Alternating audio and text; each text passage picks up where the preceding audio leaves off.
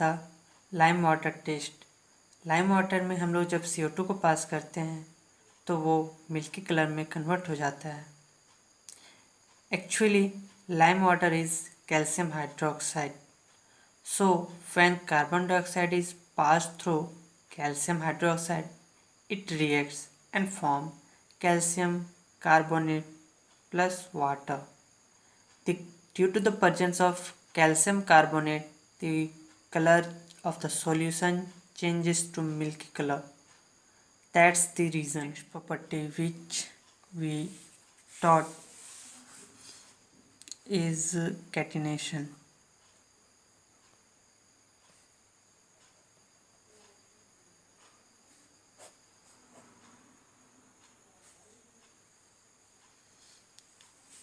What is catenation?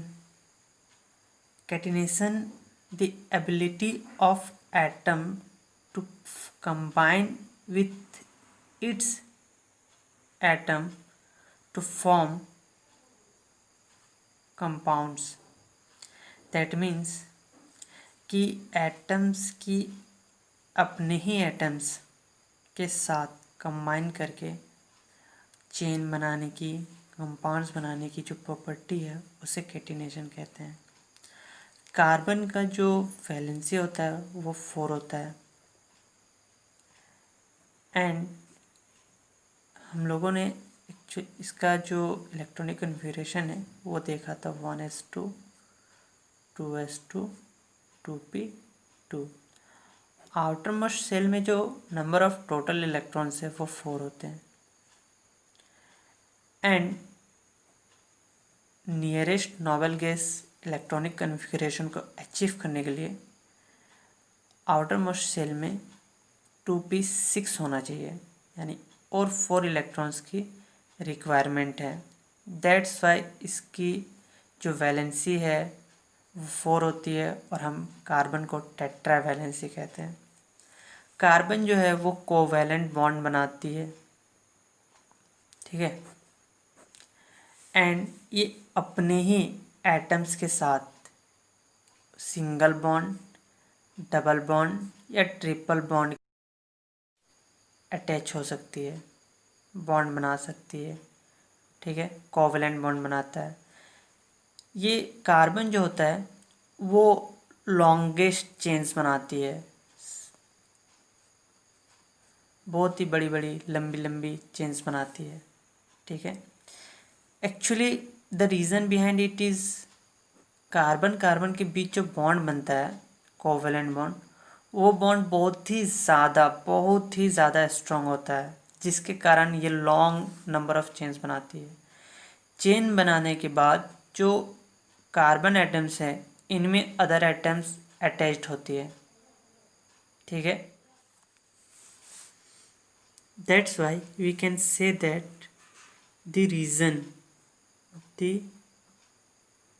reason please note down behind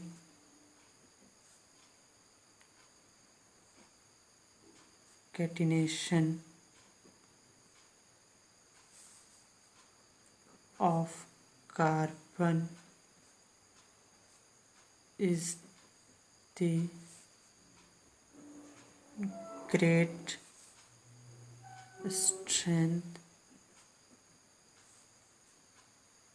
of carbon to form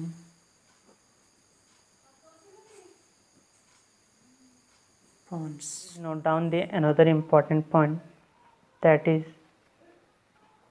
carbon atom can combine with other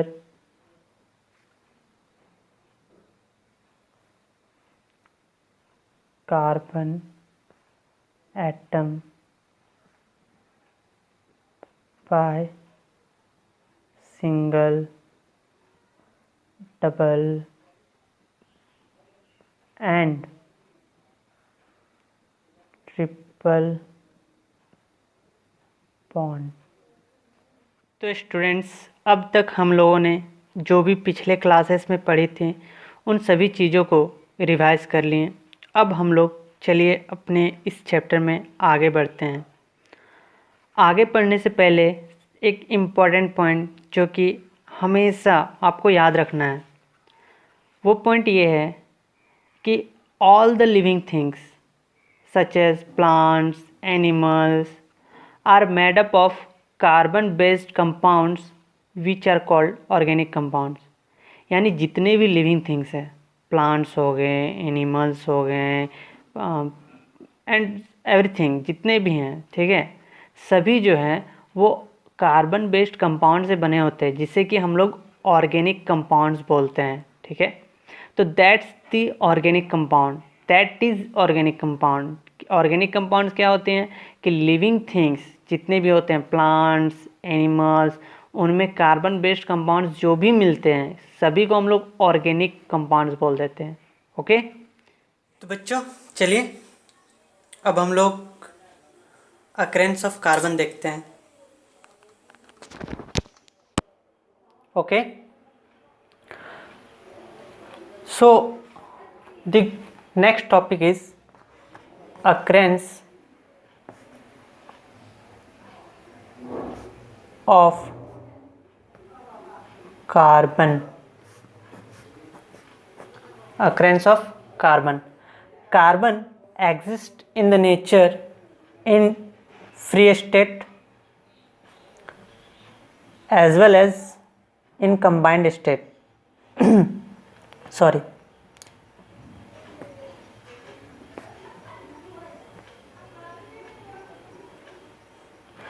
यानी कि carbon जो है वो nature में free state में भी एग्जिस्ट करता है as well as combined state में भी एग्जिस्ट करता है।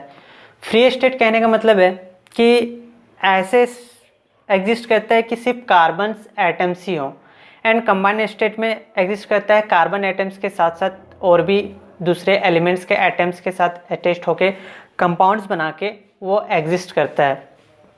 फ्री स्टेट में एग्जिस्ट करता है, ठीक है, उन्हें हम लोग एलोट्रोप्स कहते हैं। तो बेसिकली हमें 10th क्लास में 3 एलोट्रोप्स के बारे में पढ़ना है। ठीक है, फ्री स्टेट में जो है, फ्री स्टेट में वो 3 तरह से एग्जिस्ट करता है। ठीक है, और तीनों को हम लोग क्या कहते हैं, एलोट्रोप्स कहते हैं। एलोट्रोप्स क्या कहते हैं, allotropes. Please mind it. Okay students, so first allotrope is most famous, that is diamond, the hardest substance. Second important is graphite, which you see from your childhood. अपने बचपन से आप ग्रेफाइट को देखते आते हैं, है ना, पेंसिल यूज़ करते हैं ना, तो पेंसिल के अंदर जो रहता है वो क्या होता है, ग्रेफाइट ही होता है ना। ग्रेफाइट की सबसे खास बात जानते क्या होता है, ग्रेफाइट जो है ना वो इलेक्ट्रिसिटी को कंडक्ट करता है। यानी आप एक काम कीजिएगा, ट्राई मत कीजिए अदरवाइज़ करंट शॉक लगेगी।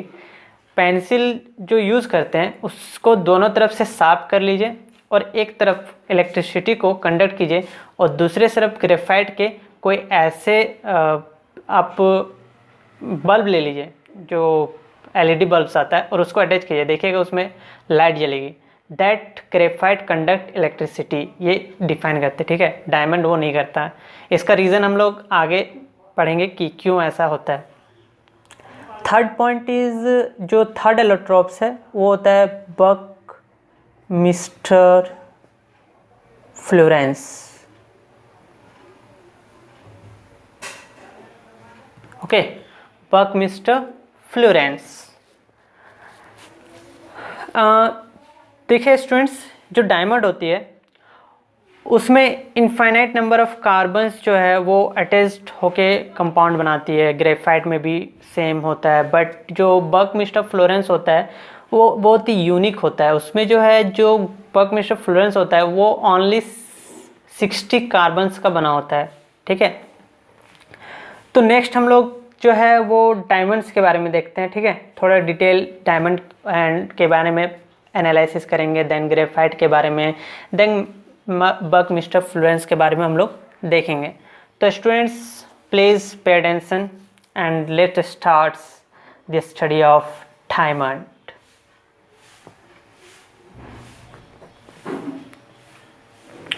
तो देखिए, जो डायमंड होता है वो एक कलरलेस ट्रांसपेरेंट सब्सटेंस होता है having extra ordinary brilliance, that is चमक, चमक धमक के।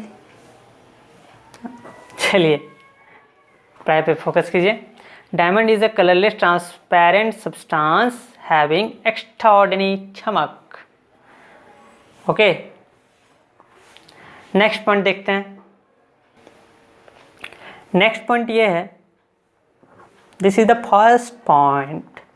नेक्स्ट पॉइंट ये है कि हम लोग यदि डायमंड को ऑक्सीजन में बर्न करते हैं तो हमें ओनली कार्बन डाइऑक्साइड बर्न होने के बाद मिलेगा, उसके बाद कुछ भी नहीं बचेगा। कॉइल्स को जब हम बर्न करते हैं, कोयले को, तो घरों में देखिएगा कॉइल्स को बर्न करने के बाद बहुत से बर्न होने के बाद बहुत सी चीज़ें बच जाती हैं, ठीक है, that is the impurity. But diamond में ऐसा नहीं होता है। कभी डायमंड यदि होगी घर में तो उसे जला के देखिएगा, आपको प्रूफ मिल जाएगा कि उसके पीछे कुछ बचता है या नहीं बचता है। थोड़ा डांट सुनिएगा, बट साइंस से एक्सपेरिमेंट तो करना बनता है ना। एंड थर्ड पॉइंट हम लोग देखेंगे कि जो थर्ड पॉइंट है, ठीक है, जो स्ट्रक्चर ऑफ डायमंड, ठीक है, स्ट्रक्चर ऑफ डायमंड में जो कार्बन का एक एटम होता है वो 4 अदर एटम्स ऑफ कार्बन से अटैच्ड होता है, ठीक है। उसी तरह ये कार्बन भी 4 एटम से अटैच्ड होगा, ये कार्बन भी फर्दर 4 से अटैच्ड होगा, ये भी फर्दर 4 से अटैच्ड होगा, ये भी फर्दर 4 से अटैच्ड होगा। उसी तरह यहाँ पे जो कार्बन है वो भी फर्दर 4 से अटैच्ड होगा, ठीक है। तो 1 2 3 4, 1 2 3 4, 4 से ज़्यादा बॉन्ड कार्बन बना ही नहीं सकता है, क्योंकि इसकी जो है वो कार्बन इस टेट्रावैलेंसी, ठीक है, टेट्रावैलेंट कंपाउंड है, इसकी वैलेंसी 4 होती है, इसीलिए 4 बॉन्ड से ज़्यादा बना नहीं सकता है। सेकेंड की जो बॉन्ड बना रहा है वो कोवलेंट बॉन्ड होता है, बहुत ही स्ट्रॉन्ग बॉन्ड होता है, जिसके कारण ये लॉन्गेस्ट चेन्स बना सकता है एंड नंबर ऑफ कंपाउंड्स बनाता है। तो चलिए आगे नेक्स्ट पॉइंट। तो as you can see the structure of diamond, okay. Fourth point हम लोग देखेंगे कि जो डायमंड होता है, ठीक है, ये प्लीज़ नोट डाउन कर लीजिए। एक्चुअली सारे पॉइंट्स नोट डाउन कीजिए, हो सके तो मैं डिस्क्रिप्शन में जो नोट्स हैं उसके पीडीएफ डाल दूंगा, आप लोग उसे डाउनलोड करने के बाद लिख लीजिएगा, ठीक है। चलिए देखते हैं।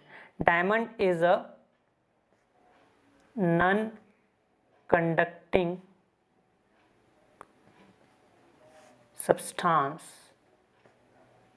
ठीक है, एक नॉन कंडक्टिंग सब्सटेंस होता है, पैड कंडक्टर। तो अभी हम लोगों ने डायमंड का जो है वो स्ट्रक्चर देखा था कि एक carbon atom further 4 carbon atom से अटैच्ड होती है, ठीक है। तो students as you can see that there is no free electrons present in the diamond. Diamond में कोई भी फ्री इलेक्ट्रॉन्स प्रेजेंट नहीं है, जिसके कारण ये इलेक्ट्रिसिटी कंडक्ट नहीं करती है। अब देखिए, फ्री इलेक्ट्रॉन्स रहेगी तभी तो इलेक्ट्रॉन्स मूव करेगी ना, इलेक्ट्रॉन्स मूव करेगा तभी तो इलेक्ट्रिसिटी कंडक्ट करेगी, नहीं तो कैसे करेगा, है ना। That's the reason, so simple. So there is nothing to bother about it कि how diamond is non conductor of electricity. And let's discuss graphite, and you will see the reason why graphite is good conductor of electricity. So our next topic is graphite, okay. Graphite is a grayish black opaque substance. First point, graphite is a grayish black opaque substance. What is opaque substance? I think class 8 में आप लोगों ने पढ़ा होगा या class 7 में कि जो ओपेक सब्सटेंस होती हैं वो ऐसे सब्सटेंस होते हैं जिसके आर पार हम नहीं देख सकते हैं। तो ये ग्रेस ब्लैक होती है और ओपेक होती है। ग्रेफाइट के आर पार आप देख सकते हैं क्या? कभी पेंसिल का वो लेके देखिएगा तो नहीं दिखेगा, बिलीव कर लीजिए, उतना बता रहे तो ठीक है। तो जिसके आस पार नहीं दिखती हैं that is opaque substance. Okay, let's see the next point. Next point is same as the diamond. If we burn graphite, there is nothing left behind. There will be only and only carbon dioxide. This experiment you can do and you will not be scolded by your guardians, parents. Parents के द्वारा आप डांट नहीं सुनिएगा, इसको आप करके देखिएगा, मज़ा आएगा। ठीक है, जस्ट डू इट। वीडियो को पॉज कीजिए और करने लगिए। 1 मिनट वीडियो पूरा देख लीजिए, उसके बाद जाइएगा। तो ग्रेफाइट को बर्न कीजिएगा, ठीक है, तो ओनली कार्बन डाइऑक्साइड रिलीज होगी एंड उसके पीछे बिहाइंड कुछ भी नहीं बचेगा। ठीक है, so the next point is structure of graphite. The most interesting, graphite का हर एक एटम फर्दर 3 एटम्स के साथ अटैच्ड होता है। ठीक है, ये फर्दर एक एटम के साथ अटैच होगा, ये भी इधर अटैच्ड होगा। ठीक है, और ये प्लेट्स बाय प्लेट्स बना होता है। जैसे एक प्लेट्स हो गया, इसके ऊपर दूसरा प्लेट्स, तीसरा प्लेट। तो देखिए अब ये 3 बॉन्ड यदि बना रहा है एंड ये होता क्या है, टेट्रावैलेंट यानी 4 वैलेंसी। तो 1 वैलेंस इलेक्ट्रॉन जो है इसमें बच गया है, 1 वैलेंस इलेक्ट्रॉन बच गया है। दैट विल बी द क्या कह सकते हैं उसको, that will be the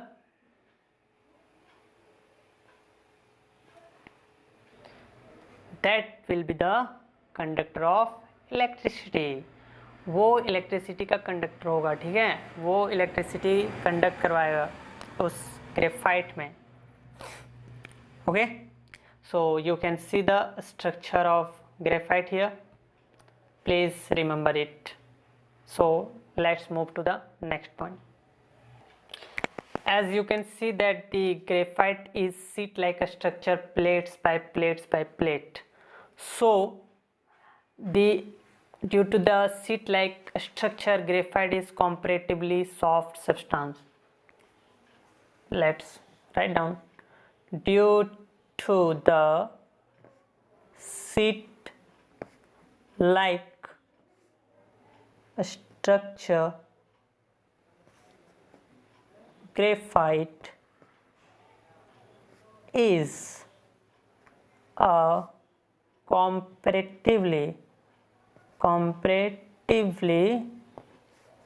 soft substance.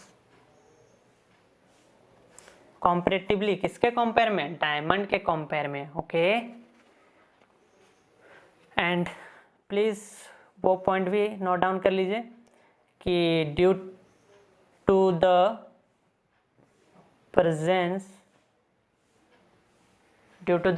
presence of free electron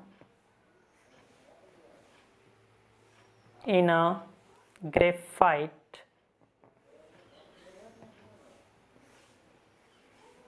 crystal, it conducts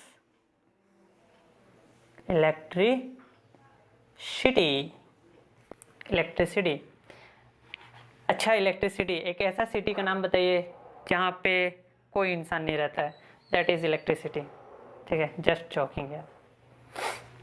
so let's move to the next point, that is our next topic, that is our Buckminster Fullens. Puckmins Minster fullerenes, इतना बड़ा नाम कौन रखता है? Buckminster fullerenes is an allotrope of carbon, आपको तो पता ही है, बता ही दिए थे। ये 60 कार्बन एटम्स का बना होता है, 60 कार्बन एटम्स का बना होता है। फुटबॉल देखें, फुटबॉल जस्ट लाइक दैट, ठीक है, ये फुटबॉल लाइक स्ट्रक्चर होता है। ओके, इसमें जानते हैं सबसे इंटरेस्टिंग चीज़ क्या है कि इसमें 20 हेक्सागॉन्स होते हैं, ठीक है, 20 हेक्सागॉन्स होते हैं एंड 12 पेंटागॉन्स होते हैं। पेंटागॉन्स वेरी वेरी इम्पोर्टेंट। 2019 में IIT जेईई मेंस में ये क्वेश्चन पूछा गया था, ठीक है, कि बकमिंस्टर फ्लोरेंस में कितने पेंटागॉन्स एंड कितने हेक्सागॉन्स होते हैं। तो आप लोग के लिए सोचिए कितना इंपॉर्टेंट होगा, आप लोग के एग्जाम में भी पूछा जा सकता है। So please note down, there are 12 pentagons and 20 hexagons, as you can see the structure here. Okay,